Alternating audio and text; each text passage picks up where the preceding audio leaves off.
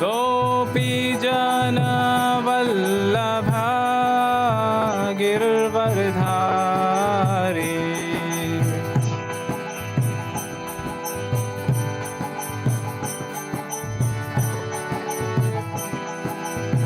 यशोदानन्दन व्रजजनरञ्जन।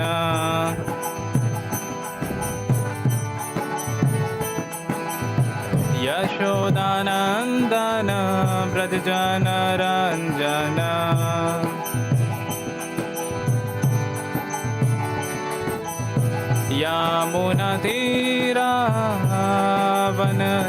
यमुनातीरावनचारी।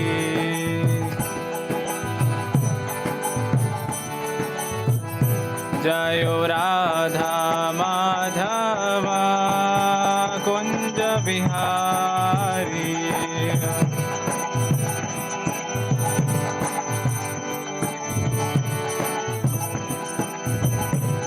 हरे कृष्णा हरे कृष्णा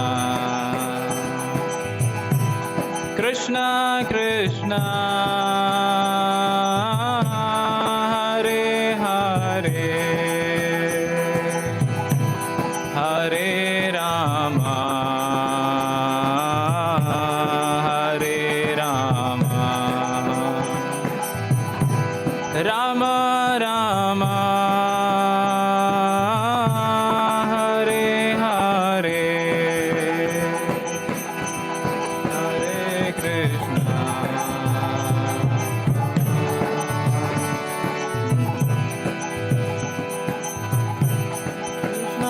कृष्णा हरे हरे। हरे राम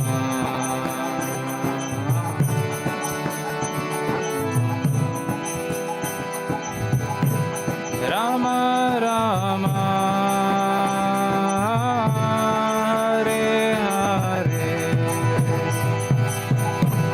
हरे Krishna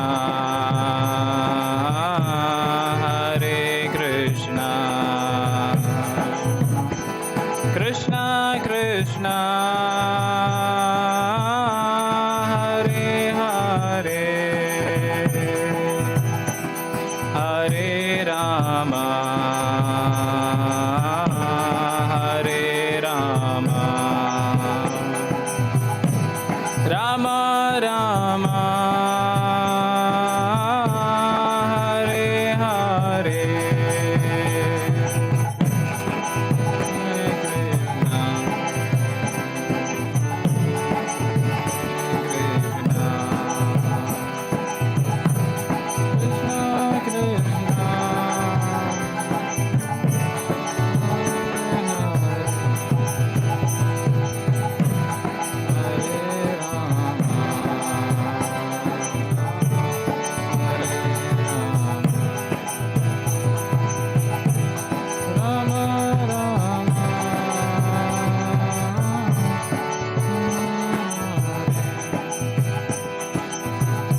Hare Krishna Krishna Krishna Hare Hare. Hare Rama Rama Rama Hare Hare. Hare Krishna Krishna Krishna Hare Hare. Hare Rama Rama Rama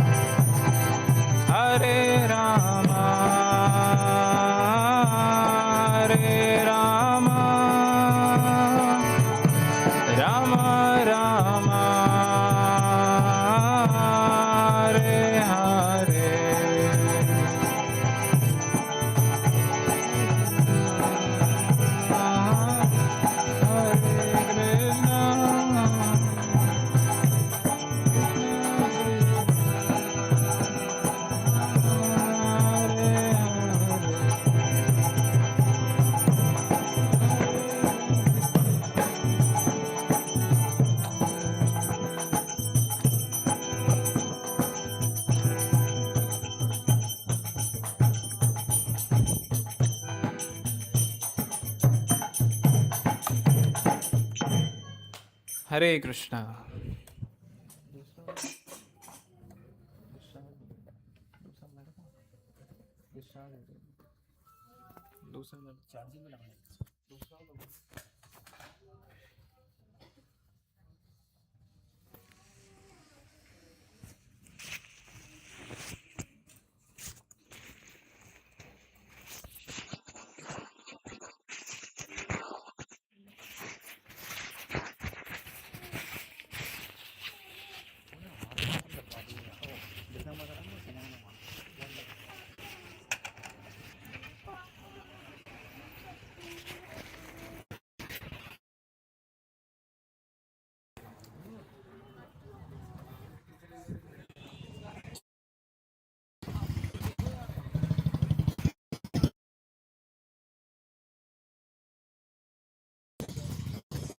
अरे वो कह रहे हैं यार इसकी battery खत्म होगी, दूसरी लगा दो इसमें। वो कह रहे दूसरे वाला लगा दो, इसकी बैटरी खत्म होगी। दूसरा वाला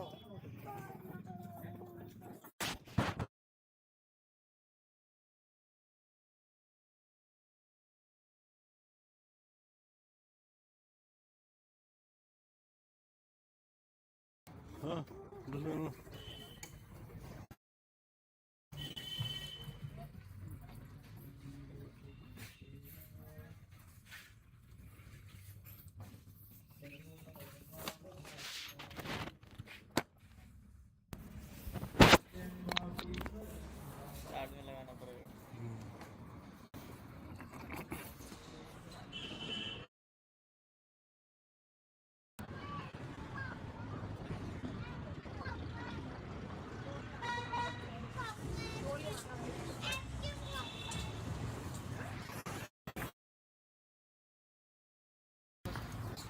चालू है।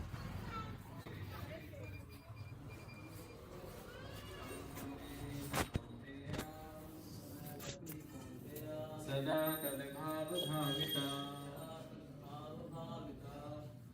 कोई दोहराना चाहे?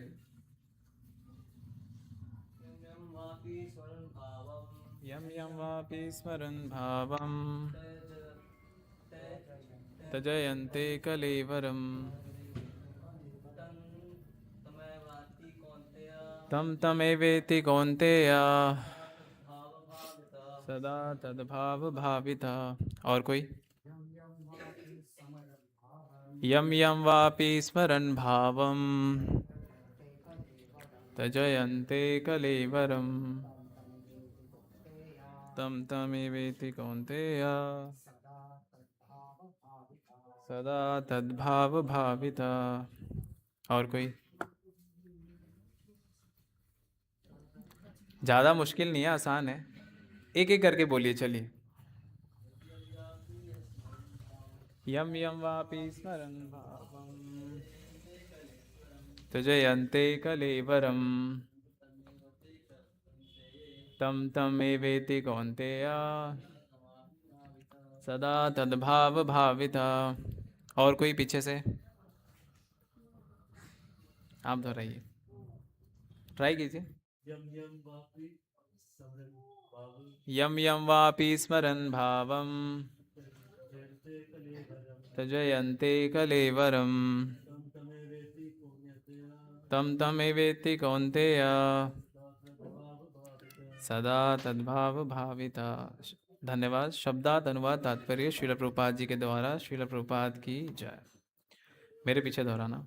यम यम जिस, वा अपि किसी भी, स्मरण स्मरण करते हुए, भावम स्वभाव को, तजयति परित्याग करता है, अंते अंत में, कलेवरम शरीर को, तम तम वैसा ही, एव निश्चय ही, एति प्राप्त करता है, कौन्तेय हे कौन्ती पुत्र, सदा सदैव, तत् उस, भाव भाव, भाविता स्मरण करता हुआ।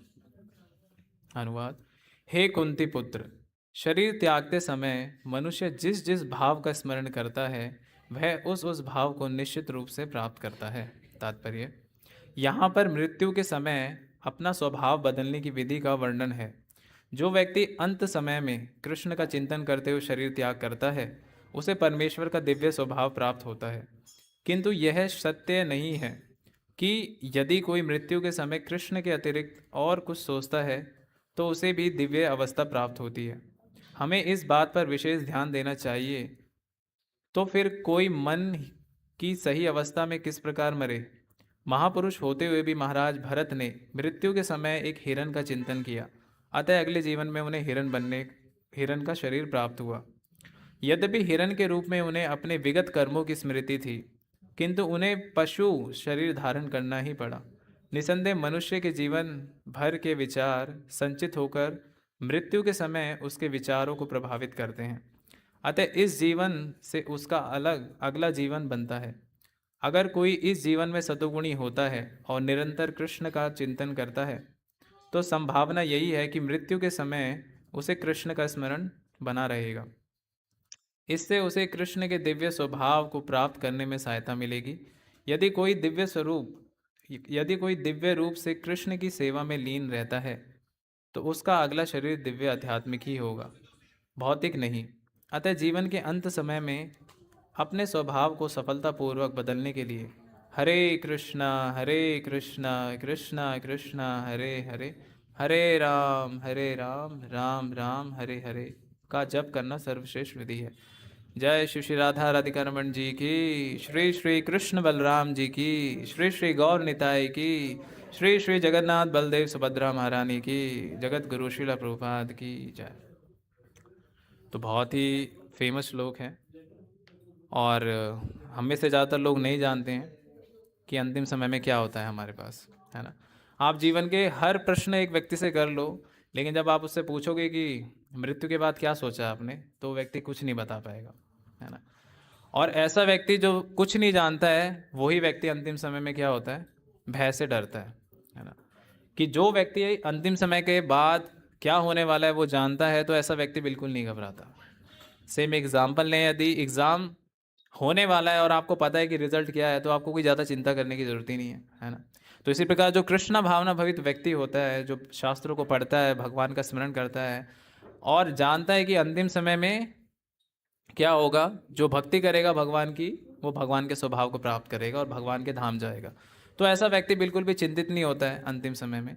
लेकिन ऐसा व्यक्ति जो पूरे जीवन संसारिक कार्यों में लगा रहता है ना, और केवल अपने भरण पालन, अपने इंद्रिय भोग में लगा रहता है, ऐसा व्यक्ति बिल्कुल नहीं जानता कि अंतिम समय में क्या होता है।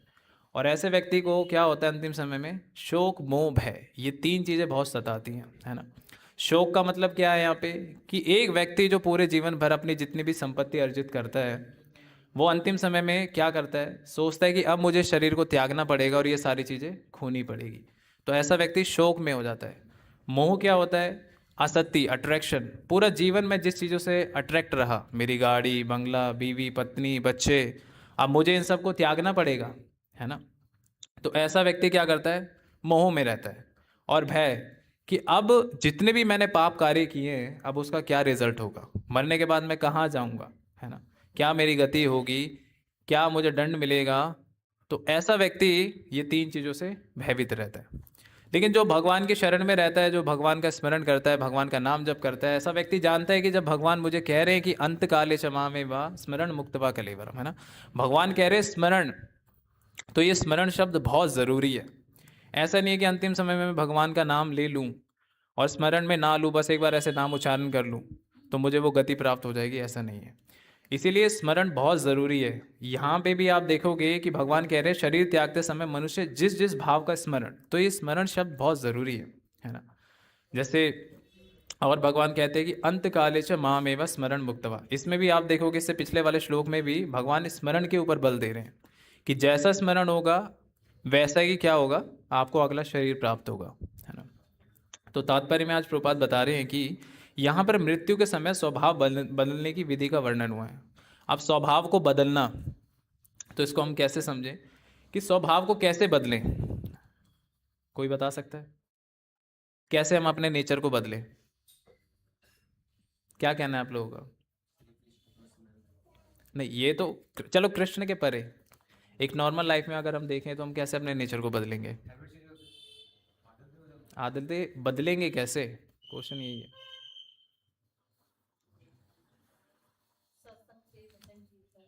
ये तो आप स्पिरिचुअल आ गए। एक मेटीरियलिस्टिक पर्सन, मतलब एक सांसारिक व्यक्ति कैसे अपने स्वभाव को बदलेगा?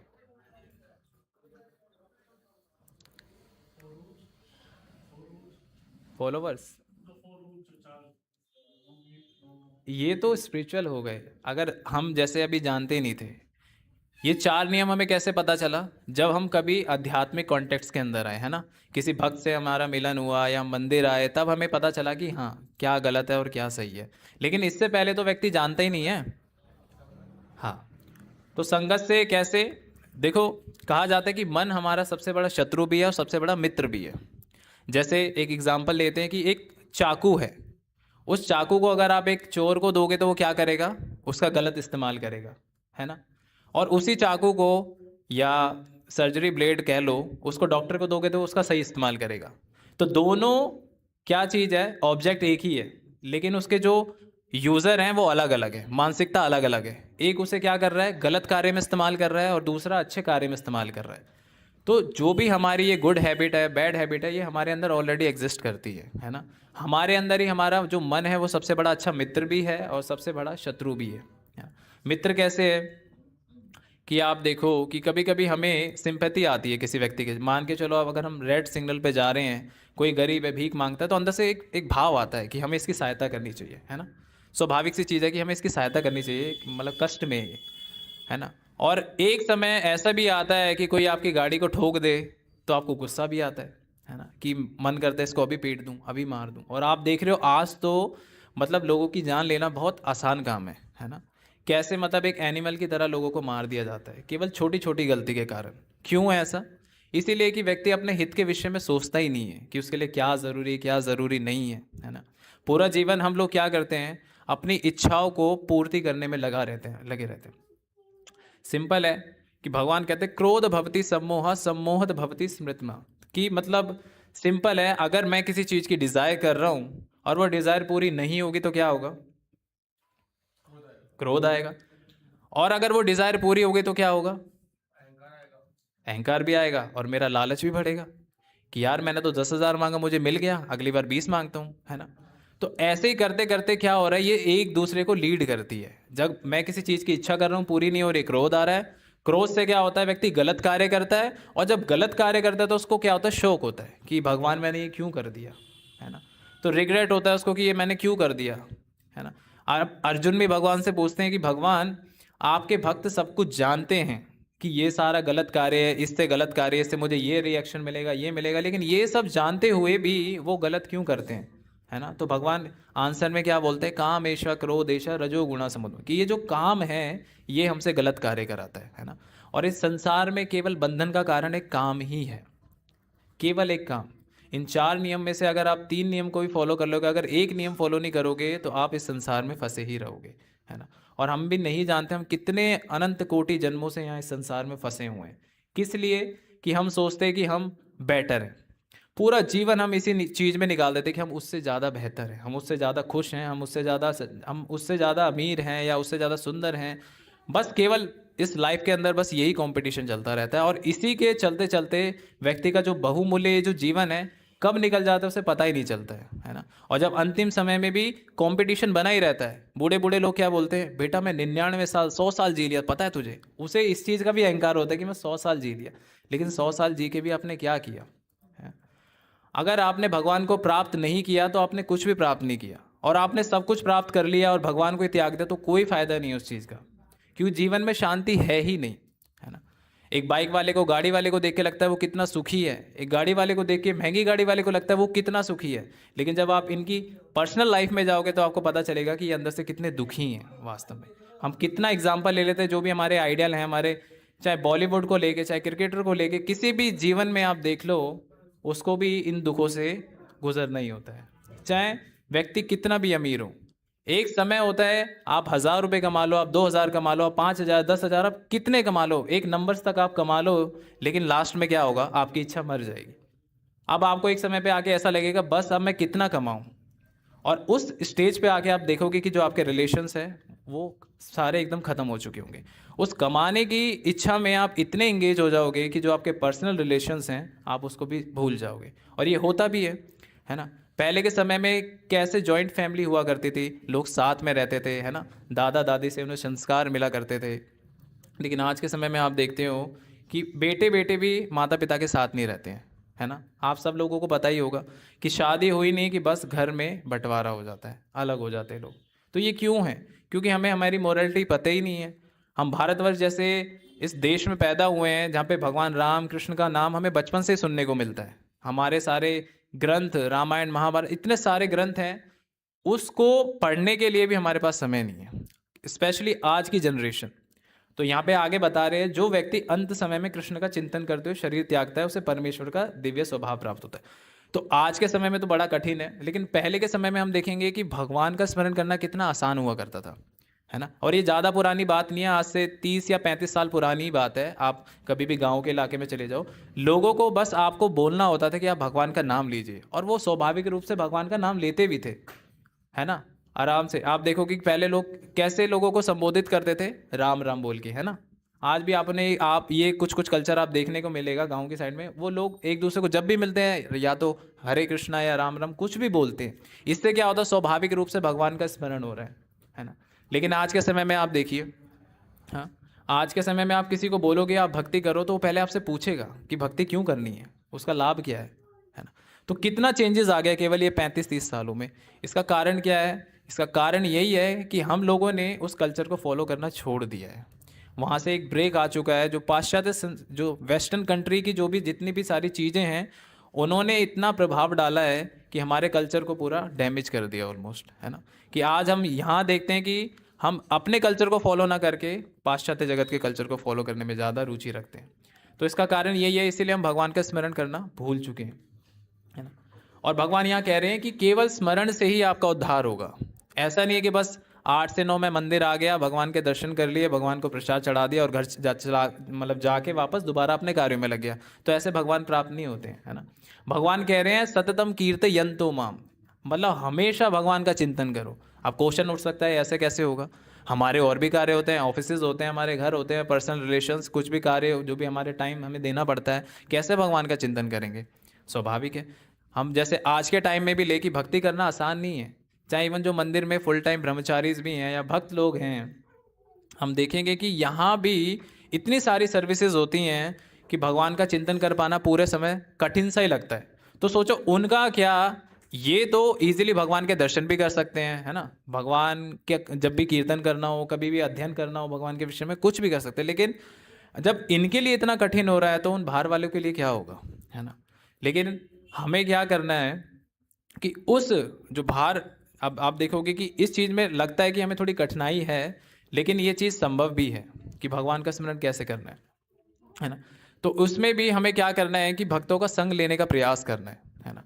और हम देखते हैं कि आज के समय में आप मतलब इंटरनेट का ज़माना है, आप चाहो तो ऑनलाइन कथा भी सुन सकते हो, है ना, भगवान का नाम स्मरण कर सकते हो, इसमें ज़्यादा कठिनाई नहीं है। अब जैसे मैं एक सवाल पूछूं कि आप कितने लोगों ने फ़ोन चलाने की ट्रेनिंग ली थी? कोई हाथ उठाएगा? कितने लोगों ने फ़ोन चलाने की ट्रेनिंग ली है? किसी ने नहीं ली ना। सब एक्सपर्ट है ना चलाने में, है ना। तो ये क्यों है? क्योंकि उसमें मेरा इंटरेस्ट है, उसमें मेरी रुचि है, और जिस चीज़ के अंदर हमारा स्वाभाविक इंटरेस्ट होगा उस चीज़ को हम बहुत आसानी से कर लेंगे, है ना। तो सबसे पहले हमें वो रुचि डेवलप करनी है कि हमें भगवान का नाम लेना है, भगवान के दर्शन करने हैं, भगवान के विषय में पढ़ना है, तब जाके वो कार्य होगा। बिना मन से करोगे तो कोई फ़ायदा नहीं है, वो कार्य आप ज़्यादा समय के लिए नहीं कर सकते। तो आगे बता रहे, किंतु यह सत्य नहीं है कि यदि कोई मृत्यु के समय कृष्ण के अतिरिक्त और कुछ सोचता है तो उसे भी दिव्य अवस्था प्राप्त होती है। तो हम आगे अब जैसे आज का ही देख लें कि अभी कोई किसी भी घर में यदि कोई शरीर त्यागता है या किसी की मृत्यु होती है तो जनरली लोग क्या बोलते हैं कि वो तो स्वर्ग को सिधार गए, है ना। कोई ये नहीं बोलता ना नर्क को सिधार गए, है ना, केवल स्वर्ग। लेकिन अब इतना कहने पर भी हमें ये जानना चाहिए कि उसका जीवन कैसा था जब वो इस धरोधाम पे था, जब वो जीता था, तो कैसा जीवन था उसका? क्या उसने शास्त्रों के अकॉर्डिंगली जीवन को जिया? हाँ, या फिर उसने केवल अपने मतलब सारे शौक पूरे करने के लिए सांसारिक चीज़ों में रत रहा? है ना। तो इस चीज़ के ऊपर भी पूरा हमारा जीवन डिपेंड करता है कि पूरा जीवन जो व्यक्ति कार्य करता है अंतिम समय में उसे भी वही चीज़ का स्मरण होता है। तो ऐसा नहीं है कि अंतिम समय में हर कोई भगवान के धाम चला जाएगा या देवी देवताओं का भी स्मरण करेगा तो नहीं, है ना। भगवान कह रहे हैं ना, यान्ति देवव्रता देवान पितृ यान्ति पितृपिता भूतानि यान्ति भूतज्जा यान्ति मध्य जिनोपिमाम। भगवान साफ साफ ये क्लियर कर रहे हैं। आज के समय में कितने लोग बोलते हैं कि आप किसी की भी भक्ति कर लो, किसी की भी उपासना कर लो, देवी दुर्गा काली ब्रह्मा शिव जी किसी की भी कर लो, आपको क्या होगा, आप भगवान के धाम चले जाओगे, है ना। तो यहाँ भगवान गीता में खुद क्लियर कर रहे हैं कि जो देवताओं की उपासना करता है वो कहाँ जाता है अंतिम समय में, देवलोक जाता है। जो पितरों की उपासना करता है वो पितरों के लोक जाता है ना। जो भूतों की उपासना करता है भूत लोक के जाता है, और जो मेरी उपासना करता है वो मेरे पास आता है ना। कितने लोगों ने भगवान के विषय में सुना है, कितने लोगों ने सुना है रामकृष्ण के विषय में, कितने लोगों ने सुना है ना, रामायण कथा ये सब तो सुनी होगी। तो हम देखते हैं कि भगवान कृष्ण जितने असुरों का वध करते हैं उन्हें क्या प्राप्त होता है, मोक्ष प्राप्त होता है, मुक्ति प्राप्त होती है। अब भगवान शिव ने जितने लोगों का वध किया उन्हें क्या प्राप्त हुआ है, कहीं मेंशन है कि उन्हें उन्हें मुक्ति प्राप्त हो गई, क्या लगता है।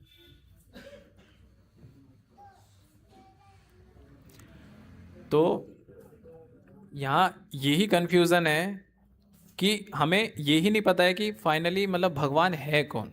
सबसे ज़्यादा कंफ्यूजन संसार में यही बनी हुई है कि किसकी शरण में जाएं, कृष्ण परम भगवान है या फिर विष्णु परम भगवान है या फिर शिव जी परम भगवान है, दुर्गा काली ये भगवान है। तो ये सबसे ज़्यादा कंफ्यूजन है ना। तो जो ब्रह्मा जी हैं, ब्रह्मा जी खुद कह रहे हैं ब्रह्म संहिता में कि एते चा कलास पुंसा कृष्ण अस्तु भगवान स्वयं, है ना। और गीता में भी केवल भगवान ही बोल रहे हैं कि मैं ही परम भगवान हूँ, है ना। ऐसा और किसी ने कहीं भी डिक्लेयर नहीं किया। आप किसी भी शास्त्र पुराणों को पढ़ लो, कोई भी देवी देवता ये नहीं कह सकता कि मैं परम भगवान हूँ। केवल कृष्ण ही इस चीज़ को कहते हैं कि मैं परम भगवान हूँ, है ना। और स्वयं भगवान, भगवान ये नहीं कह रहे कि मैं भगवान। जैसे भगवान के भी इनकारनेशन हम देखते हैं कि जब भगवान के सबसे पहले विस्तार कौन है, आप सामने देख रहे हो, भगवान बलराम जी, है ना। भगवान के सीधे हाथ से जहाँ पे जो स्ट्रांग हमारी भुजा होती है वहाँ से बलराम जी प्रकट होते हैं, और उल्टे हाथ से उनकी जो शक्ति है श्रीमती राधा रानी वो प्रकट होती है। और बलराम जी और कृष्ण में कोई अंतर नहीं है ना। सर्व अवतारी कृष्ण स्वयं भगवान तहार द्वितीय देह श्री बलराम, कि कह रहे हैं कि बलराम स्वयं भगवान है, स्वयं पूर्ण पुरुषोत्तम भगवान। कृष्ण और बलराम में कोई अंतर नहीं है, केवल कलर का अंतर है। और एक सेव्य भगवान है और एक सेवक भगवान है ना। जैसे एग्जाम्पल लें कि एक मोमबत्ती है, अगर उस मोमबत्ती से हम लोग काफ़ी मोमबत्तियाँ जला लें तो, लेकिन जो सबसे पहली वाली मोमबत्ती जो जल रही थी फर्स्ट कौन सी होगी, वही होगी, है ना। सबसे पहली मोमबत्ती वही होगी। तो इसी प्रकार भगवान के ये जो विस्तार हैं ये ऐसे ही हैं कि भगवान के जितने विस्तार हैं वो पूर्ण हैं, वो भगवान के समान ही हैं, पूर्ण हैं। उनमें सारी 64 क्वालिटीज़ हैं, सारी पोटेंसीज हैं। लेकिन जो पूर्ण पुरुषोत्तम भगवान है वो केवल कृष्ण ही है ना। तो ये कन्फ्यूज़न होते हैं कि नारायण के 4 भुज हैं, 4 हाथ हैं, तो 4 से 2 ही हाथ से निकल सकते हैं, या 2 हाथों से 4 हाथ थोड़ी निकल सकते हैं, है ना। तो भगवान का हर एक कार्य करने के लिए अलग अलग एक फॉर्म होता है। अब जैसे आप लोग ऑफिस जाते हो तो आप कैसे जाते हो, अच्छे से वेल ड्रेस होके जाते हो ना, अच्छे कपड़े पहन के, शूज़ पहन के एकदम अच्छे से सज धज के अपने ऑफिस में जाते हो ना, है ना। लेकिन जब आप अपने घर पे आते हो तो फिर आप कैसे रहते हो, बताओ। आप नॉर्मल रहते हो ना, कोई सजना नहीं, कुछ नहीं, एकदम नॉर्मल कपड़े में, कोई वो नहीं है। तो ऐसे ही भगवान कृष्ण है, जब उनको कोई मैनेजमेंट का कार्य होता है, जो कोई क्रिएशन का कार्य होता है, तब भगवान के जो विस्तार हैं लाइक नारायण विष्णु, है ना, इनका विस्तार भगवान करते हैं कि ये सारा कार्य करते हैं, जितनी भी सृष्टि की रचना है ये सब करते हैं। लेकिन भगवान कृष्ण क्या है, वो स्वयं भगवान है, उन्हें कुछ करने की आवश्यकता ही नहीं है। भगवान पूर्ण है, भगवान की इतनी सारी शक्तियाँ हैं कि वो ही कार्य करती हैं, उनको कुछ करने की आवश्यकता नहीं है। ना तस्य कार्यम करणम च विद्यते, भगवान को कुछ कार्य करने की आवश्यकता ही नहीं है। इसलिए आप देखते हो कि भगवान हमेशा क्या करते हैं, केवल वंशी वदन, केवल वंशी बजाना, रास लीला करना, है ना, गाय चराना गोलोक वृंदावन में, यही भगवान का कार्य है, और कुछ नहीं करते भगवान, है ना। और इवन हम देखते हैं भगवान कृष्ण की जो लीलाएं हैं उसमें जितने भी असुरों का वध है वो कृष्ण नहीं करते, वो भगवान का जो नारायण फॉर्म है वो करता है। कृष्ण हमेशा क्या करते हैं, अपने मित्रों के साथ खेलना और क्या करना, माधुर्य रस का आस्वादन करना, है ना, नंद बाबा यशोदा माई के साथ जो भी उनका वात्सल्य भाव है उसको प्रकट करना, यही भगवान का कार्य है। और आप किसी भी फॉर्म को देख लो देवी देवताओं की, आपको क्या मिलेगा, कुछ ना कुछ वेपन्स मिलेंगे उनके हाथ में, है ना। लेकिन कृष्ण क्या है, पूर्ण पुरुषोत्तम सच्चिदानंद भगवान है, उनके हाथ में क्या है, फ्लूट है। हमेशा भगवान मुस्कुराते रहते हैं, है ना। तो एक रिलैक्स व्यक्ति जिसको कुछ करने की आवश्यकता ही नहीं है, जो पूर्ण सच्चिदानंद है ना, वो ही केवल ऐसी स्थिति में रह सकता है ना, हम नहीं रह सकते। और आज के समय भी हम देखते हैं कि भगवान का चिंतन करना बड़ा ज़्यादा ही कठिन है। सतयुग में हम देखते हैं कि लाखों लाखों वर्ष आयु हुआ करती थी, जिसमें हम हजारों हजारों वर्ष क्या करते थे, तपस्या कर लेते थे, ध्यान किया करते थे, जिससे क्या होता था, भगवान की प्राप्ति हुआ करती थी, है ना। फिर द्वापर युग में क्या हुआ, माफ कीजिएगा, त्रेता युग में क्या हुआ, बड़े बड़े यज्ञ किया करते थे भगवान को प्रसन्न करने के लिए। लेकिन आज के समय में हम लोग यज्ञ भी करने में सक्षम नहीं है। यज्ञ करने के लिए हमें क्या चाहिए, सबसे पहले तो शुद्ध ब्राह्मण चाहिए जो अच्छे से उच्चारण करें, है ना। केवल एक गलत मंत्र के उच्चारण से क्या होगा, उसका जो रिजल्ट है वो उल्टा हो जाएगा, है ना। और क्या चाहिए भगवान का यज्ञ संपन्न करने में, शुद्ध लकड़ियाँ चाहिए, घी चाहिए, और भी सामग्री होती है, वो प्योर है ही नहीं। आज के समय में जब गाय पालन ही ठीक से नहीं होता है तो आपको उसकी सामग्री कैसे मिल जाएगी, तो ये करना भी संभव नहीं है। फिर द्वापर युग में क्या हुआ, द्वापर युग में वर्शिप किया करते थे, बड़ी बड़ी भगवान की अर्चना किया करते थे, है ना। तो आज के समय में ये भी संभव नहीं है ना। तो अब फाइनल ऑप्शन क्या बचा है कलयुग में, केवल भगवान का नाम। जो सतयुग में ध्यान लगाने से आपको प्राप्त होता था, वो कलयुग में केवल भगवान के नामों से, सिंपल, केवल भगवान का नाम लेना है। हरे कृष्णा कृष्णा कृष्णा हरे हरे, हरे राम राम राम हरे। तो केवल इस महामंत्र से आप उस चीज को अचीव कर सकते हो जो सतयुग में प्राप्त होती थी। तो ये सेम वैसे ही है, कितना बड़ा भगवान का एक डिस्काउंट है ये केवल कलयुग के जीवों के लिए, है ना। लेकिन हम इतने मतलब एक बद हो चुके, इतने लेजी हो चुके हैं कि हम ये भी नहीं कर पाते। क्यों? क्योंकि हम माया के इन्फ्लुएंस के अंदर है। भगवान की जो माया शक्ति है वो क्या करती है, जीव को इस संसार में बांधने का कार्य करती है ना। और बांधने का कार्य कैसे करती है, अभी पहले बताया कि मोह के द्वारा, अट्रैक्शन के द्वारा, है ना। एक पास टाइम लेते हैं, तो इसमें लास्ट में क्या रिजल्ट होगा मैं आपसे पूछूंगा। कि एक व्यक्ति था और समुद्र में उसकी बोट थी, वो चल रही थी, लेकिन कुछ मतलब मिस हैपन के कारण, लहरें वगैरह आने के कारण वो क्या हो गया, भटक गया अपने रास्ते से, और काफ़ी दूर जाके एक समुद्री तट पे चला गया। वहाँ पे कुछ आदिवासी लोग मिले और उन्होंने उसको पकड़ लिया, और पकड़ के उन्होंने क्या बोला, आप यहाँ हमारे राजा बन जाओ, अगले मतलब 2 साल के लिए आप यहाँ पे राजा बन जाओ। तो वो व्यक्ति है, वो सोचता है कि बहुत अच्छा है, मतलब यहाँ मैं इनका राजा बन जाऊंगा। तो वो पूछता है व्यक्ति कि मुझसे पहले जो राजा था उसका क्या हुआ। तो वो लोग कहते हैं जब उसका पीरियड ख़त्म हो गया राजा बनने का 2 साल का, तो हमने क्या किया, उसको पीछे के जो पीछे जंगल थे उसमें फेंक दिया। तो व्यक्ति पूरा रात सोचता है कि जब मेरे भी 2 साल कंप्लीट हो जाएंगे तो मुझे भी ये लोग ऐसे ही फेंक देंगे। तो वो क्या करता है, पूरा अपना एक दिमाग लगाता है, और वो जो जंगल था जहाँ पे उसको फेंकने वाले थे, क्या कराता है, उनको अच्छे से क्लीन कराता है, वहाँ पे सारी फैसिलिटीज़ क्रिएट कर देता है, ये सोच के कि जब ये मेरे को फेंकेंगे तो मेरे पास सारी फैसिलिटीज़ होंगी, है ना। और ऐसे ही होता है, जब 2 साल कंप्लीट होते हैं तो वो लोग आते हैं, वो उसको फेंक देते हैं, और वो खुशी खुशी क्या करता है, आराम से पहली फैसिलिटीज़ क्रिएट कर ली उसने, आराम से खाता है पीता है, कोई इसको दुख नहीं है, कुछ नहीं है। तो अब इसका क्या शीर्षक है, क्या इसका रिजल्ट है, आप बताइए, क्या समझते हैं आप इससे, बताइए बताइए, कुछ भी, कुछ तो बताइए। उसने अपनी आगे की प्रिपरेशन करी, वो क्लेवर था। ठीक है, और कोई?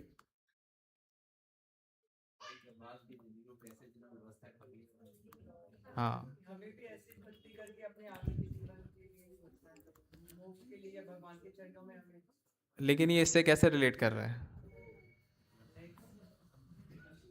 और कोई? किसी चीज पर रिजल्ट पता हो तो हमें उसी के लिए प्रिपरेशन करनी चाहिए। ये भी हो सकता है। तो ये फाइनली एग्जाम्पल मैंने इसलिए दिया कि ये जो कलयुग की हमारी कंडीशन है ये इससे बहुत रिलेट करती है ना। जब हम भगवान के धाम में थे तो हम भगवान की सेवा किया करते थे, है ना, केवल भगवान के दर्शन करना, आनंद में रहना, भगवान की हर लीलाओं में साथ रहना, खेलना कूदना। लेकिन जब हमारे अंदर ये इंजॉइंग टेंडेंसी आ गई कि भगवान से हट के हमें अलग क्या करना है, इंजॉय करना है, तो भगवान ने हमारी इच्छा को पूर्ण करने के लिए इस भौतिक संसार की रचना की। और भगवान ने क्या कहा गीता में, संसार क्या है, दुखालयम है और शाश्वतम है, कि ये संसार क्या है, फुल ऑफ मिजरीज, यहाँ पे केवल कष्ट ही कष्ट हैं, और क्या है, टेम्परेरी है। अगर दुख है तो फिर सुख भी आएगा, है ना। तो वो व्यक्ति क्या है, वो व्यक्ति हमारी कंडीशन को रिप्रेजेंट कर रहा है कि जीव आत्मा इस भौतिक संसार में आके भी क्या करता है, उसको पता है कि वो जो सामने जो लोग थे वो क्या थे, वो आत्म साक्षात्कार व्यक्ति थे जिन्होंने शास्त्रों को पढ़ा हुआ है। वो बता रहे थे कि अब से 2 साल बाद क्या होगा, आपको फेंक दिया जाएगा। दैट मीन्स कि अब से आप भले ही आपकी आयु 100 साल है, लेकिन इसके बाद क्या होगा, आप दोबारा मृत्यु के मुंह में जाएंगे। लेकिन वो व्यक्ति क्या सोच रहा है कि मैं पहले जाके सारा व्यवस्था कर लेता हूँ, है ना। तो ऐसे एक जीवात्मा सोचता है कि इस भौतिक संसार में मैं थोड़ा सा और एफर्ट कर लूँगा तो शायद मुझे वो सुख प्राप्त हो जाएगा, है ना। थोड़ा सा और पैसा कमा के 4 BHK का एक फ्लैट बना लूँगा तो शायद मुझे वो खुशी मिल जाएगी, है ना। फिर उसके बाद भी वहाँ भी उसको चिंतन लगा रहता है कि शायद उस लोकेलिटी पे मैं बना लूँगा। तो ऐसे ही करते करते पूरा जीवन उसका निकल जाता है, और अंत में क्या रिजल्ट प्राप्त होता है, कुछ नहीं, है ना। अंत में यही रिजल्ट प्राप्त होता है कि एक जब व्यक्ति अच्छे पुण्य कार्य करता है तो उसको क्या मिलता है, सुकृति मिलती है, जिसके कारण वो क्या होता है, डिलीवर होता है ऊपर के प्लैनेट्स के ऊपर। आप अगर पुण्य कार्य करेंगे तो आप ऊपर के लोकों में जाएंगे, है ना, लेकिन आप गलत कार्य करेंगे तो आप नीचे जाएंगे। तो ये वैसा ही है कि एक व्यक्ति अगर यहाँ सोच रहा है कि मुझे यहाँ पे जॉब करके कोई फ़ायदा ही नहीं है, यहाँ पे मैं 1000 रुपये कमा रहा हूँ, इससे अच्छा मैं वेस्ट कंट्री में जाता हूँ, वहाँ पे मुझे $10,000 मिलेंगे इसी काम के लिए। तो व्यक्ति क्या करता है, पाश्चात्य देश में जाता है, अमेरिका में चला गया, और वहाँ पे वो काम करता रहता है। लेकिन एक टाइम ऐसा आता है जब उसका वीज़ा एक्सपायर हो जाता है, और फिर क्या करना होता है, उसे दोबारा रिन्यू करना होता है। तो रिन्यू कराने के लिए क्या करना होता है, वापस अपनी कंट्री में आके दोबारा रिन्यू कराना होता है। तो ये जो पुण्य कर्म है ना हमारे, ऐसे ही हैं, उस वीज़ा की तरह ही है कि जब तक आपके जितने पुण्य कर्म हैं आप ऊपर चले जाओ, लेकिन जैसे ही आपके पुण्य खत्म हो जाएंगे फिर आप फेंक दिए जाओगे वापस। तो क्या फ़ायदा है, ये सब टेम्परेरी है ना। लेकिन भक्ति में ऐसा नहीं होता है, भक्ति परमानेंट है ना। भक्ति ऐसी नहीं, ऐसी कोई चीज़ नहीं है, मतलब भक्ति को आपसे कोई नहीं छीन सकता है, भक्ति इटर्नल है। आपने अगर इस जीवन में 50% भक्ति भी की है और किसी कारणवश यदि आपका ये शरीर छूट भी जाता है, तो अगले जीवन में भगवान आपको ऐसी व्यवस्था करेंगे कि आप अपनी वहीं से कंटिन्यू भक्ति कर सकें। अभी इसका एग्जाम्पल मैं आगे बताता हूँ कि यहाँ पे कह रहे हैं महापुरुष होते हुए महाराज भरत। भरत जी के विषय में कितने लोग जानते हैं, और कोई? हाँ, तो भरत महाराज जिनके नाम पर पूरा भारतवर्ष का नाम पड़ा, है ना, बहुत शुद्ध भक्त थे भगवान के, बहुत शुद्ध भक्त थे। एक दिन क्या हुआ, उनके महल के आसपास एक हिरण का बच्चा आ गया, और वो उस हिरण के बच्चे से इतना अट्रैक्ट हो गए कि बस उन्हीं का चिंतन करते थे, इस बच्चे को भूख तो नहीं लगी है, इसको कोई कष्ट तो नहीं है। तो ऐसा करते करते जब अंतिम समय आया तो क्या स्मरण होगा, जो हमारा सबसे ज़्यादा प्रिय होगा। तो उस हिरण को स्मरण करते हुए उन्होंने शरीर का त्याग किया, और अगले जीवन में क्या हुआ, उनको हिरण बनना पड़ा। अब यहाँ ये क्वेश्चन आ सकता है कि भगवान कितने शुद्ध भक्त थे, भगवान को मतलब रहम नहीं आया कि भगवान पूरा जीवन उन्होंने भगवान की भक्ति की और उनको हिरण बनना पड़ा। तो भगवान ने देखो यहाँ पे पूरा क्लियर किया कि अंत में जैसा स्मरण करोगे आपको वैसा ही शरीर मिलेगा। इवन अगर हम अभी भी जी रहे हैं तो हम अपने अगले जन्म की तैयारी कर रहे हैं। कैसे, हम अपने स्वभाव को आप समझ सकते हो कि मेरा स्वभाव कैसा है, मैं रजोगुणी हूँ, तमोगुणी हूँ, सतोगुणी हूँ। क्या मुझे सतोगुण में रहना पसंद है? अगर आप सतोगुण में रहना पसंद करते हो तो स्वाभाविक रूप से आपको अगला जीवन अच्छा ही मिलेगा। लेकिन आप रजोगुणियों कभी भी खाते हो, पीते हो, सोते हो, कुछ भी करते हो तो अगला जीवन आपको वैसा मिलेगा। तो 84 लाख यो जो भगवान ने योनि बताई है, इस 84 लाख योनियों में हर प्रकार के स्वभाव की एक स्पीसीज है ना। कि अगर आपको ज़्यादा सोने का मतलब शौक है तो आपको पोलर बियर बना दिया जाएगा। भालू कितने घंटे सोता है, आपको उस योनि में मतलब भेज दिया जाएगा। आपको ज़्यादा खाने का शौक है, आपको हाथी की योनि मिल जाएगी। तो ऐसे करते करते हर एक स्वभाव के लिए एक योनि क्रिएट की गई है। तो अब हमें जानना है कि हमारा पूरा जीवन कैसा है, हम कैसे अपने पूरे जीवन को जी रहे हैं, जिसके कारण अगला शरीर हमें कैसा प्राप्त होगा। तो यहाँ पे इसीलिए बताया कि जैसा स्मरण किया उन्होंने, उनको अगले शरीर कैसे मिला, हिरण का। लेकिन यहाँ भगवान की एक विशेष कृपा थी, क्या उन्हें याद था, है ना। तो यहाँ ये नहीं कह सकते कि भगवान ने हमारे साथ गलती क्यों किया, है ना। हमेशा लोग ये कहते हैं अच्छे लोगों के साथ बुरा क्यों होता है ना? तो यहाँ ऐसा बुरा नहीं हुआ है। भगवान ने इतनी कृपा की कि भले ही शरीर चेंज हुआ बट उनकी जो कॉन्शियसनेस थी वो चेंज नहीं हुई। और हम भी देखते हैं कि इस भौतिक शरीर में ये जो पंच तत्व का स्थूल शरीर बना हुआ है, ये अंतिम समय में चला जाएगा, केवल यही डिस्ट्रॉय होगा, है ना। तो जो हमारी आत्मा है, नयनम छिंदंती शस्त्राणी नयनम दहिति पावका ना चैनम कलेदयंत्यापो ना सोचति मारुता, कि भगवान कह रहे हैं ना आत्मा को जलाया जा सकता है, ना सुखाया जा सकता है, ना काटा जा सकता है, ना मारा जा सकता है। आत्मा अनादि है, शाश्वत है। तो अंतिम समय में केवल हम इस शरीर को त्यागते हैं, है ना, और जो आत्मा है वो आगे फॉरवर्ड होती है। और वो आत्मा कहाँ ट्रांसफ़र होती है? जैसा हमारा स्मरण था, जैसा हमने अंतिम समय में स्मरण किया वैसा ही होगा। और महाभारत में आता है कि युधिष्ठिर महाराज भीष्म पितामह से पूछ रहे हैं कि सबसे कलयुग की सुंदर चीज़ क्या है? तो वो कह रहे हैं मृत्यु। मृत्यु इस संसार की सबसे सुंदर चीज़ है ना। और सबसे बड़ा दुर्भाग्य क्या है? कि अपने ही परिजनों के बीच में अपने शरीर को त्यागना। ये सबसे बड़ा मनुष्य का एक दुर्भाग्य है कि एक व्यक्ति अपने घर के अंदर ही अपने शरीर को त्यागता है ना। इसमें क्या होता है, उसको सबसे ज़्यादा कष्ट उसी समय होता है, क्योंकि उसके जितने भी प्रिय होते हैं वो उसके आसपास खड़े रहते हैं, और जो उसका और कारण बनते हैं आसक्ति का, है ना। जब आसपास वो देखता है कि मेरी पत्नी है, मेरे बच्चे हैं, मेरे ये है, मेरे नाती पोते हैं, उसको और कष्ट होता है शरीर छोड़ने के अंदर। वो सोचता है कि मैं इनको कैसे छोड़ सकता हूँ, पूरा जीवन जिन्होंने मुझसे प्रेम किया, मैं इनको कैसे छोड़ सकता हूँ। तो ये एक व्यक्ति का सबसे बड़ा दुर्भाग्य है कि वो अपने घर में शरीर छोड़ता है। और पहले के समय में क्या होता था, लोग वानप्रस्थ लिया करते थे, इसीलिए वानप्रस्थ लेने से क्या होता था, वो अपने घर को त्यागते थे एक समय पे और जंगलों में चलते रहते थे, और कब कहाँ पे शरीर छोड़ते थे किसी को कुछ पता नहीं रहता था। यही एक व्यक्ति का सबसे बड़ा सौभाग्य था, है ना, कि भगवान का स्मरण करते करते कब आप शरीर छोड़ दोगे आपको पता नहीं चलेगा। तो ऐसे ही हम देखते हैं कि इस भौतिक शरीर में भी जब हम अपना शरीर छोड़ेंगे तो हमारी जो कर्म है केवल वो ही हमारे साथ जाएंगे। ये शरीर यहीं रह जाएगा, हमारे मन बुद्धि अहंकार, ये तीन चीज़ हमारे साथ जाएंगी, है ना। इसलिए कहा जाता है कि अहंकार को यदि त्यागना है तो केवल भक्ति करनी है ना। केवल जिस दिन हमारा ये अहंकार हमसे छूट जाएगा, हम स्वाभाविक रूप से एक शरणागत हो जाएंगे, हम भगवान के मतलब और अधीन हो जाएंगे, है ना। और भगवान क्या कह रहे हैं कि जीव का क्या स्वरूप है, कि वो भगवान का इटर्नल सर्वेंट है। जीवेरे स्वरूप हो कृष्ण नित्य दास। और जब हम एक दास है, जब दास क्या करेगा, अपने भगवान की जो भी उनके सेवक है उनकी सेवा करेगा, तो स्वाभाविक रूप से उसको भी आनंद मिलेगा।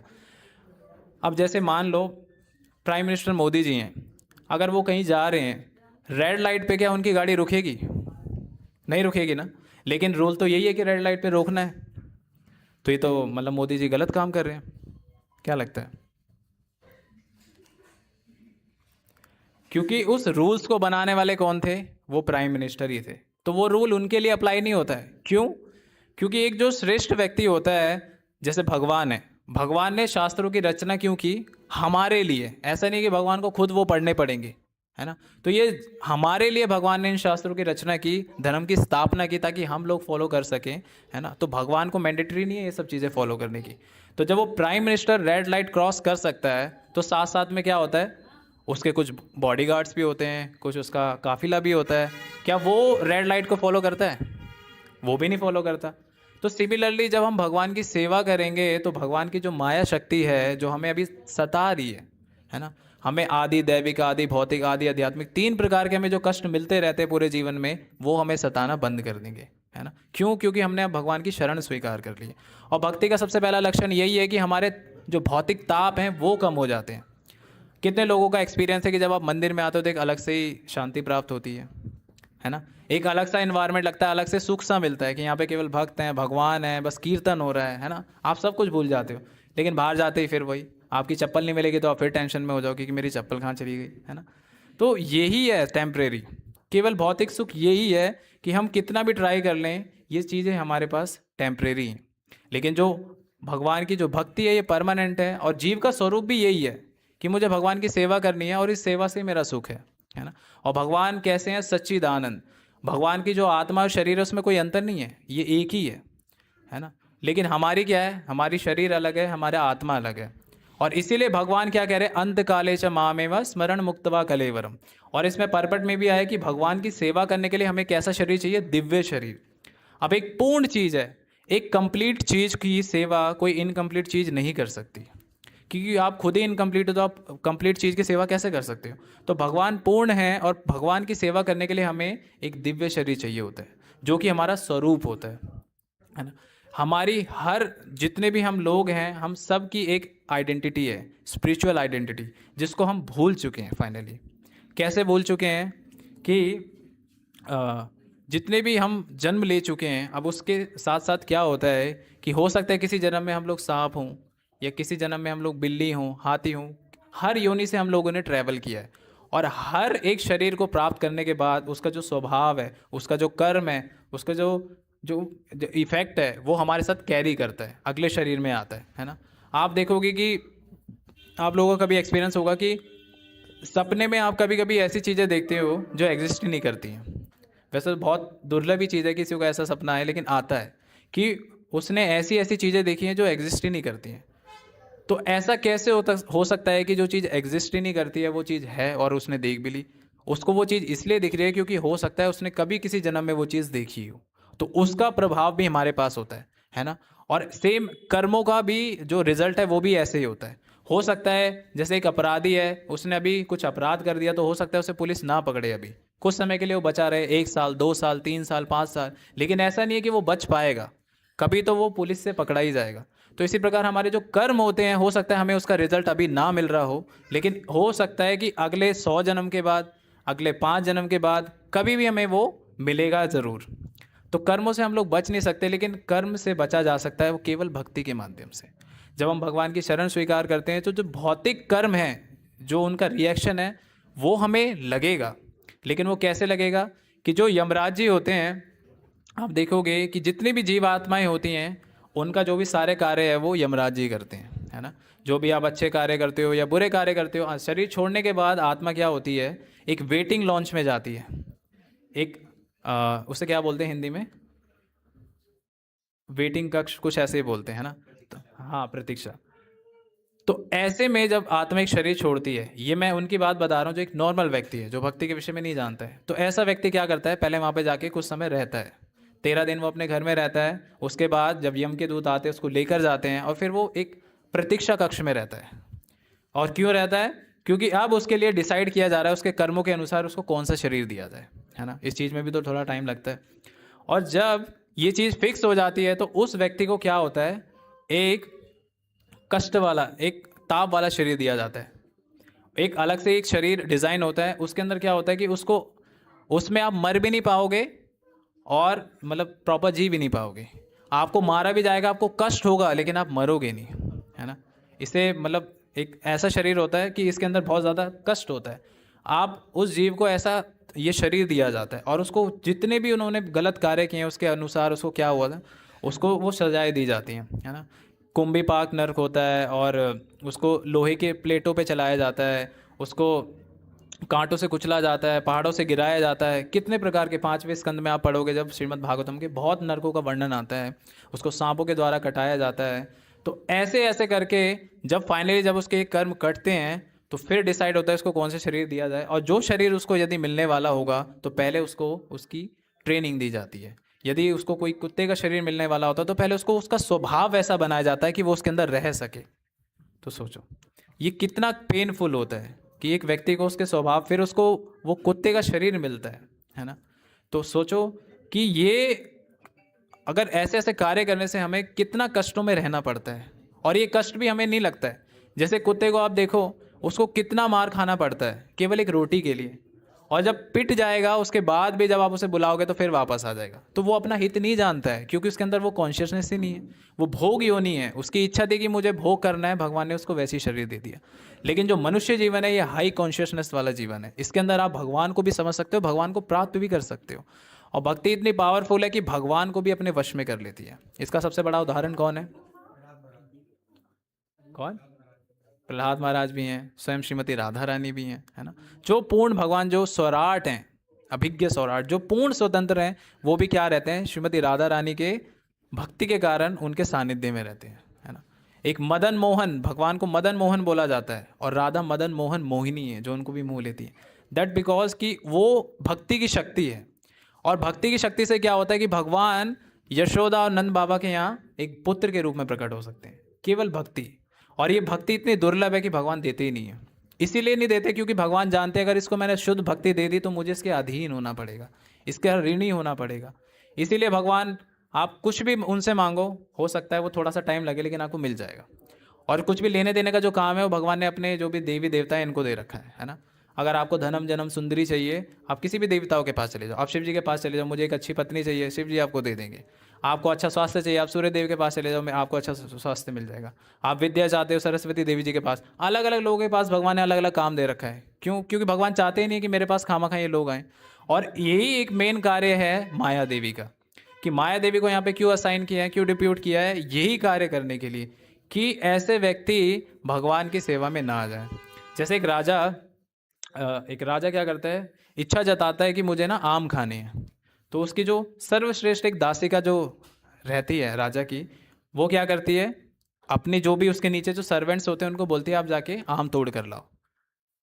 अब वो जितनी भी दासियां होती है वो तोड़ के उस मेन वाली दासी को देती हैं। अब वो उसमें से भी क्या करती है, छाट छाट के कुछ पके पके फल निकालती है और वो भगवान को, सॉरी, राजा को देती है ना। तो इसी प्रकार जब माया देवी है, हम देखते हैं कि इस कलयुग में आपको कितने लोग मिलेंगे जो ऐसे दिखेंगे ऊपर से हम लोग भक्त हैं, कितने बड़े भक्त हैं, कितनी बड़ी भक्ति कर रहे हैं, ये तो बड़े बाबा हैं, कितने फॉलोवर्स हैं इनके, है ना। तो माया देवी ऐसे लोगों का टेस्ट करती है और जो इस टेस्ट में पास हो जाते हैं ऐसे भक्त को माया देवी क्या करती है, भगवान की शरण में अर्पित करती है ना। कि भगवान खुद कह रहे हैं देवी ही ऐसा गुणमयी मम माया दुरत्यया, कि मेरी जो 3 प्रकार की जो माया शक्ति है इसको पार कर पाना संभव ही नहीं है। लेकिन भगवान आगे क्या कह रहे हैं, माम एव प्रपदन्ते माया में तम तरन्ति, कि जो मेरे शरणागत हो जाता है वो इसे आसानी से पार कर लेता है ना। तो ये ही है कि जब हम भगवान की शरण स्वीकार करते हैं तो स्वाभाविक रूप से जो माया देवी का जो प्रभाव है वो कम हो जाता है ना। और जब माया देवी का प्रभाव कम होता है तो हम भगवान का स्मरण कर सकते हैं। जय श्री श्री राधा राधिका रमन जी की जय, श्री श्री कृष्ण बलराम जी की जय, श्री श्री गौर निताई की जय, श्री श्री जगन्नाथ बलदेव सुभद्रा महारानी की जय। हरे। तो जब हम इस परिस्थिति में आते हैं तो क्या होता है, भगवान का स्मरण करना बहुत आसान हो जाता है ना। और जब एक जीवात्मा ये प्रार्थना करता है कि भगवान मुझे आपकी भक्ति करनी है, तो भगवान आपके लिए ऐसी सिचुएशन क्रिएट करते हैं, आपको किसी भक्त से मिलाएंगे, है ना। वो भक्त आपको प्रचार करेगा और क्या करेगा, भगवान के और करीब लाएगा। लेकिन ऐसे लोग बहुत दुर्लभ हैं और ऐसे दुर्लभ लोगों का संग हम लोग शायद करते भी नहीं हैं। अगर 10 लोग में से 9 लोग आपको बोलें कि चलो किसी क्लब में चल के हमें पार्टी करना है, तो हम शायद उसकी मानेंगे। और उनमें से एक व्यक्ति बोलेगा कि हमें भगवान के कीर्तन में चलना चाहिए, तो शायद मना कर देंगे कि कौन जाएगा, अभी बूढ़े थोड़ी हुए हैं, ये तो बुढ़ापे का काम है। तो ऐसा ही व्यक्ति है जो हमारा हितकारी होता है, हमारा हितैषी होता है ना। तो ऐसे व्यक्तियों का हमें संग करना है जो भगवान का स्मरण कराने में हमारी सहायता करे, है ना। और ये जो भगवान ने शास्त्र दिए हैं, वेद व्यास जी ने इनकी रचना क्यों की, उनको क्या ज़रूरत थी। जब भगवान जा रहे थे तो भगवान सारा धर्म अपने साथ लेके जा ही रहे थे, और भगवान को पता ही था जब ये 3 लेवल पार करके आगे 4थी लेवल में भी कलयुग में आ गए तो इनका क्या ही हो सकता है ना। तो लेकिन भगवान के जो शुद्ध भक्त है उद्धव जी, उन्होंने भगवान से प्रार्थना की कि भगवान आपके ऐसे भक्तों का क्या होगा जो पूर्ण रूप से आपके ऊपर ही समर्पित है, उनके लिए क्या सॉल्यूशन है। तो भगवान ने क्या हुआ, ये वेदों की रचना की, है ना। भगवान का जो भी फलजन था वो इन वेदों के अंदर प्रकट हुआ, और ये साक्षात भगवान ही है जो ग्रंथ के रूप में भगवान प्रकट होते हैं ना। गुरु साधु शास्त्र, है ना। भगवान 3 रूप से प्रकट होते हैं, गुरु के रूप में, साधु के रूप में और शास्त्र के रूप में। और कलयुग में तो भगवान क्या कह रहे हैं, नाम नामकारी बहुधा निज सर्वशक्ति, कि भगवान ने अपनी जो भी सारी शक्ति अपने नामों में दे दी है। तो भगवान का नाम भगवान से अभिन्न है। तो सिंपल है, भगवान का नाम लेने में क्या है। मान के चलो आप संडे को कुछ भी अपना वेकेशन प्लान करते हो कि आज आपको मूवी जाना है, आपको आज मॉल में शॉपिंग करने जाना है, पूरा दिन आप ये कार्य करते हो, क्या इस बीच में भगवान कभी आपको इंटरप्ट करते हैं? भगवान आपके बीच में आते हैं कि यहाँ क्या कर रहे हैं, मेरे मंदिर में चल? नहीं आते ना। तो हमें भी अपने लाइफ में ऐसे एक रूल बनाना है कि कम से कम 1 घंटा भगवान में शायद आपकी भक्ति में दूंगा। अगर वो 1 घंटा भी नहीं है तो कम से कम हफ्ते में मैं 1 घंटा दूंगा, है ना। और वो हफ्ता भी नहीं हो पा रहा है तो चलो मैं कुछ समय ही आपको दूंगा। तो कम से कम धीरे धीरे हमें नियम बनाना चाहिए, है ना। जैसे नए साल पे कितने लोग रेजोल्यूशन लेते हैं कि आज से मैं जिम स्टार्ट करूंगा। पूरे साल नहीं गया लेकिन आज से मैं जाऊंगा, पहले दिन से मैं जाऊंगा। लेकिन अगर वो पहले दिन भी नहीं जाता तो क्या होता है, उसको बड़ा निराशा होती है। लेकिन क्या होगा अगर वो पहले दिन बस जिम का ना कॉस्ट्यूम पहन ले, जो भी जिम के कपड़े हैं बस वो पहन ले और बस इतना ही कर ले, तो उसको लगेगा कि मैंने शुरुआत कर दी। तो इसीलिए व्यक्ति को अपने जीवन में बड़ा सोचना चाहिए और शुरुआत भले वो थोड़े से करे, है ना। इसीलिए हमें अपने जीवन में कुछ ना कुछ गोल्स देने चाहिए। जब हमारे पास कुछ गोल्स होंगे तो उनको अचीव करने के लिए हम लोग प्रयास करेंगे। तो इसी प्रकार जो हमारे जीवन का अल्टीमेट गोल क्या है, भगवान के धाम जाना, भगवत प्राप्ति करना। और भगवान कितने मतलब सरल रूप से ये गीता का ज्ञान हमें दे चुके हैं, है ना। और इस कलयुग में भी प्रभुपाद जी की कृपा है कि हमें इस कलयुग में प्रभुपाद जी मिले, और उन्होंने क्या किया, इस्कॉन की स्थापना की, है ना। और इस्कॉन की स्थापना ना केवल एक ही जगह, पूरे विश्व में इस्कॉन की स्थापना की, जिसके कारण हम लोग कितना मतलब बेनिफिट उठा उठा पा रहे हैं, है ना। और कोई है यहाँ पे ऐसी कोई संस्था है जो आपको ये सारे कार्य देगी? आपको इस्कॉन मंदिर में आने से 5 चीज़ें मिल जाती हैं। भगवान के दर्शन प्राप्त होते हैं, भगवान का प्रसाद मिलता है, भगवान के भक्तों से मिलने का मौका मिलता है, भगवान का नाम प्राप्त होता है, भगवान के ग्रंथ प्राप्त होते हैं। और कहीं आपको ये चीज़ें प्राप्त होती हैं किसी और मंदिर में? कि भगवान को एक शोकेश के अंदर सजा रखा है, साल भर से भगवान ने एक ही ड्रेस पहनी हुई है, उसी को देख रहे हैं, है ना। तो लेकिन यहाँ भगवान को एकदम पर्सनल माना जाता है, क्योंकि क्या है भगवान? ब्रजेंद्र नंदन, है ना। प्रतिमा नहीं तुमीर, साक्षात ब्रजेंद्र नंदन। कि ये जो सामने, ये कोई स्टोन नहीं है, ये कोई डीटीज नहीं है पत्थर की, मार्बल की, ये साक्षात भगवान है ना। जब भगवान की स्थापना होती है तो आप देखते हो कि भगवान की प्राण प्रतिष्ठा की जाती है, और जब प्राण प्रतिष्ठा होती है तो आप देखोगे कि भगवान के अंदर एक अलग सा बदलाव होता है ना। राम मंदिर की ओपनिंग कितने लोगों ने देखी थी? सबने देखी होगी। तो भगवान के कुछ चेंजेस हुए ना। तो ये ऐसे नहीं होते हैं कि बस हो गया। भगवान पर्सनली, वैसे तो भगवान हर एक कण के अंदर विद्यमान है, लेकिन जब हम पर्सनली भगवान से प्रार्थना करते हैं कि भगवान आप अपने इस विग्रह रूप में प्रकट होइए, तो भगवान आते हैं वहाँ पे, है ना। और इसलिए हम देखते हैं कि एक स्टैंडर्ड होता है भगवान की सेवा के लिए, क्योंकि भगवान सुप्रीम है और उनके लिए जो स्टैंडर्ड होते हैं वो हाई होते हैं। इसलिए भगवान को 2 टाइम श्रृंगार होता है, मॉर्निंग में और एक शाम के समय में। और भगवान को 6 टाइम भोग लगता है ना। और प्रॉपर जो भी भगवान के सेलिब्रेशंस है, जो भी भगवान की नौका विहार लीला है, भगवान की जन्माष्टमी है, जितने भी भगवान से रिलेटेड पास टाइम है, वो सारे हम लोग क्या करते हैं, सेलिब्रेट करते हैं।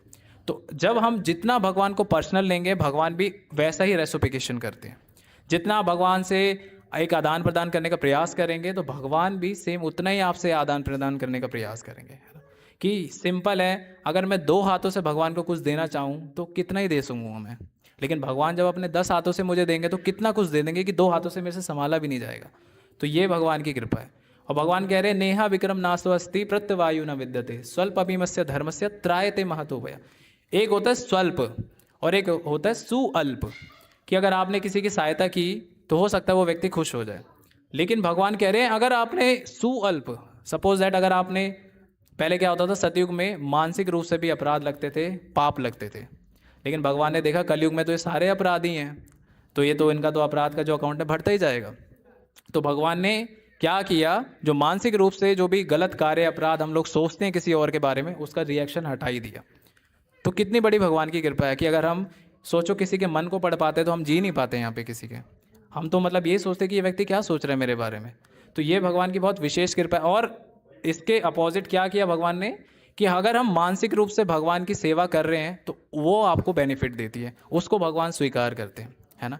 भगवान क्या है, भावग्राही जनार्दन, कि भगवान उस भाव को स्वीकार करते हैं। तो इसी प्रकार जब हम भगवान की सेवा करेंगे या थोड़ी भी करेंगे, तो भगवान क्या करेंगे, उस चीज़ को देखते हैं कि इस व्यक्ति ने मेरी क्या किया, थोड़ी सी सेवा की है, और उस थोड़ी सी सेवा के लिए भगवान उसको बहुत बड़ा रिवॉर्ड देते हैं। जैसे आप कृष्ण बुक में आप देखते हो कि लीला आती है कि एक जो शबरी होती है, जो कुछ फ्रूट्स देने के लिए आती है भगवान के महल में, और भगवान अपने हाथों से कुछ थोड़े से अनाज के दाने कुछ लेकर आते हैं, और वो क्या होता है, सारे गिर जाते हैं, और भगवान के हाथ में बस थोड़े से ही बचते हैं। लेकिन वो क्या, वो जो फल वाली होती है, भगवान के जो सौंदर्य से इतना आकर्षित होती है, इतना प्रसन्न होती है, कि वो भगवान को क्या देती थी, सारे फ्रूट्स दे देती है बिना किसी पैसे के। और जब वो देखती है कि उसकी टोकरी में क्या हो गया, इतने सारे सोने जवाहरात गहरे, तो उसका कितना सा देखो, केवल उसने 2 या 3 फल दिए होंगे भगवान को, और बदले में भगवान ने कितना कुछ दे दिया उसको। तो यही भगवान की कृपा है कि अगर हम भगवान के लिए थोड़ा सा भी प्रयास करें तो भगवान हमारे लिए सारी व्यवस्था करते हैं, है ना। बस यही चीज़ हमें स्वीकार करनी है। ऐसा नहीं है कि जीवन में थोड़ा सा कष्ट आ गया तो बस, है ना, कि थोड़ा सा कष्ट आ गया, भगवान की भक्ति की कोई फ़ायदा नहीं हुआ और बस। तो इसी में ही हमारी ये जो माया का कार्य होता है कि वो हमारी स्टेबिलिटी देखती है कि ये अपनी भक्ति में कितना स्थिर है, और बार बार बीच में बाधाएं अड़ाएगी, है ना। जैसे सूर्यास्त, जैसे जब हनुमान जी जा रहे थे तो उनको बीच में एक मायावी राक्षस नहीं मिली, आई थिंक राक्षस था, तो वो क्या कह रहा था कि मैं आपका शिष्य बनना चाहता हूँ, है ना। हनुमान जी से कहता है कि मैं आपका शिष्य बनना चाहता हूँ।